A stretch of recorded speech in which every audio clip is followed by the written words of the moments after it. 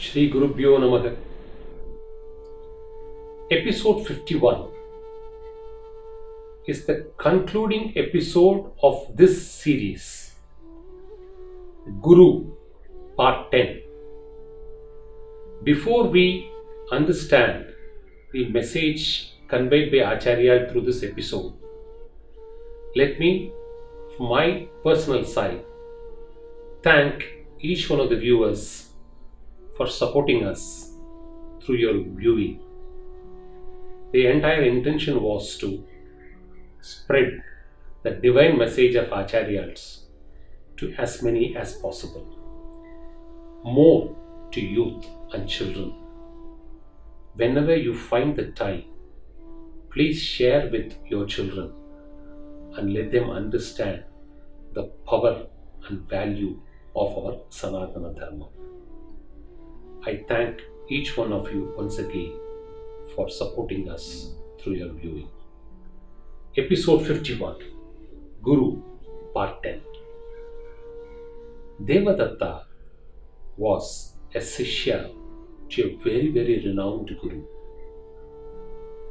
This Guru had 10 or a number of Sishyas, and he conducted the classes simultaneously to all the Sishyas. On one day, he posed a question to a Sishya, and the Sishya could answer it approximately and not accurately. The Guru said, "Never mind, you try to learn it better." Now, he puts another question to yet another Sishya, and he was actually blinking and exposing his ignorance.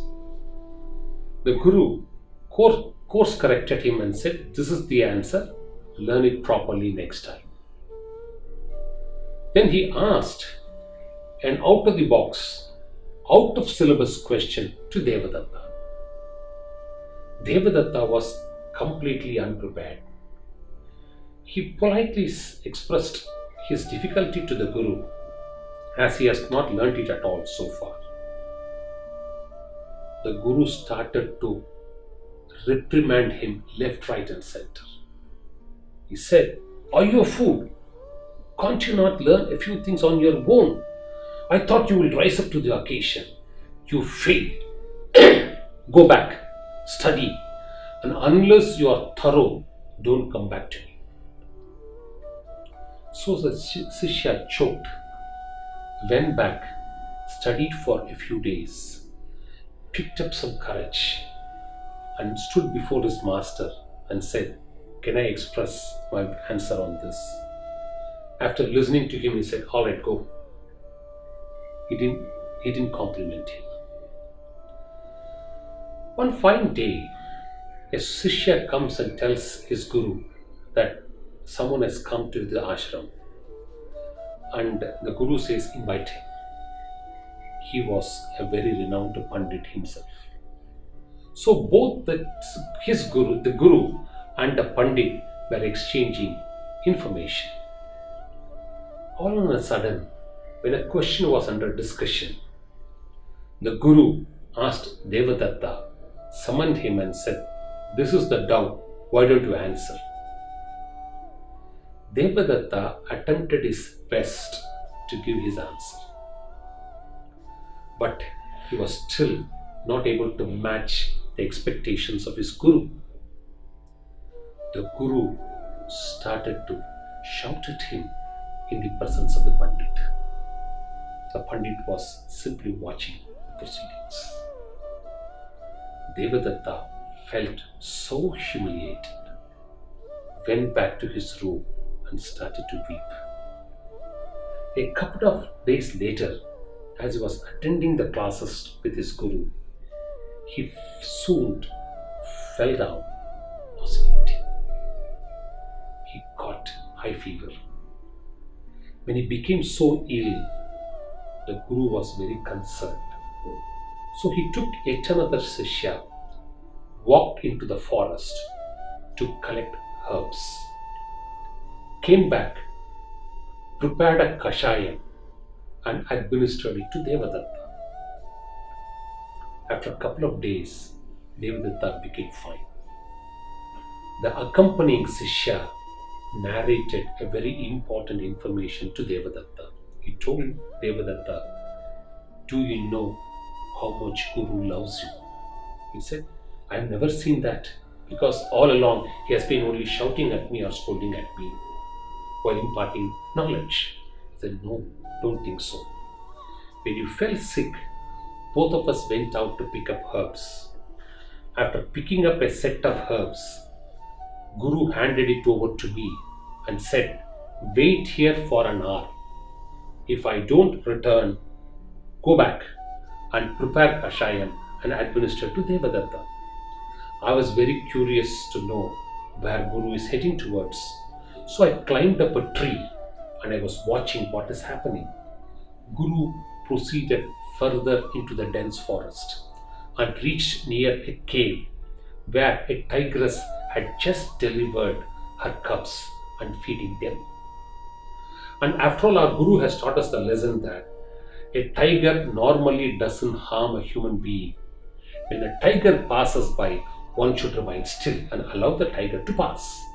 Whereas Guru progressed further near the cave. There the tiger went through the bushes, hurt himself, picked up a set of herbs, brought it back and gave it to me, and together we prepared the kashayam and administered to him." Devadatta was moved to tears. And when he was preparing to meet the Guru just then summoned that he found the earlier Pandit coming again along with one more person. And when they were about to start the discussion, the Guru said, "Let the whole discussion be answered and attended by Devadatta. Let me be a witness." So both of them engaged in a detailed discussion with Devadatta. And Devadatta excels himself in answering every doubt and every issue that crops up for a debate or a consideration. So both the elders feel very happy and they go out to the ashram. After 2-3 days, the king of that kingdom visits the ashram. And the Guru receives him with all the paraphernalia. The king, seated to the Guru, makes a request and addressing Devadatta says, "My Pandit has become too old and he has retired. My kingdom needs an advisor. Will you be able to send Devadatta?" And narrates, "O young student, the person who came at the first instance was none other than the classmate of your Guru, who was my advisor. Because he was becoming old, he wanted to find a successor and came to his colleague to find out a successor. 2 days back, 2 people came. It was the same classmate of your Guru and me, the king, in a disguised form. We interviewed you and we found you to be a perfect fit as a replacement to this elderly scholar. And today I have come here to invite you to be my advisor." After the king has left the place, Guru talks to Devadatta and says, "You would be wondering, why did I punish you? Why did I admonish you? Why did I censure you? Remember, Devadatta, I had a dozen students. Most of them are ordinary, average or good. But you have always remained extraordinary to me. You have always excelled yourself in your studies. You are humble, you are obedient, you are ready to surrender to me. You had all the lakshanas of a great Sishya. I therefore wanted you to become a great Guru one day. And see today what the king has done to you for your abilities." A Guru can offer or give 2 prasadams, 2 sets of prasadams to his Sishya. blessings or prasadams, whereas punishments or reprimand or censure, when it comes from a guru, comes from a divine soul, comes from a divine atma, comes from a jivan mukta. If a jivan mukta, a vichari, seeks to punish, seeks to correct, seeks to scold, remember Devadatta, it is Maha Prasadam. Sukham is prasadam. Dukkham for a Sishya through a guru is Maha Prasadam, because it gives an opportunity for the Sishya to come out of his sins, to come out of his misdeeds, to come out of his inactions, to come out of whatever dross that has to get out of you. After all, it is the guru who does it. So a guru is always interested in the welfare of a Sishya. Whatever he does it only for the goodness of his Sishya. Shri Guru